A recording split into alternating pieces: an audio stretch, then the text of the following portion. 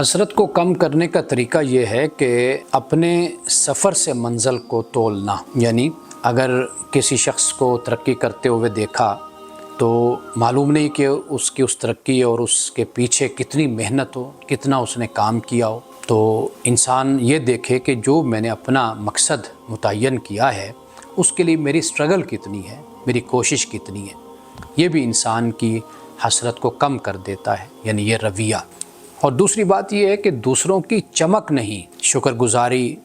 اور محنت کے ساتھ ترقی کی جائے، یعنی انسان آگے بڑھے محنت کے ساتھ اور اللہ سبحانہ و تعالیٰ کا شکر کرتا رہے، تو یہ جو حسرت ہے یہ پھر کم ہو جاتی ہے۔ اگر اس کو مثبت اور تعمیری طریقے سے حسرت کو اگر اپنے اندر پیدا کیا جائے تو یہ ایک ایسا احساس بھی ہو سکتا ہے کہ جو آپ میں کمپٹیشن کا جذبہ پیدا کر دے، مسابقت کا، کہ پھر آپ بھی محنت کریں اور کوشش کریں، تو یہ اچھی بات بھی ہے۔ لیکن وہ حسرت کہ جو آپ میں مایوسی اور نا امیدی کو پیدا کر دے تو وہ حسرت آپ کے لیے نقصان دہ ہے۔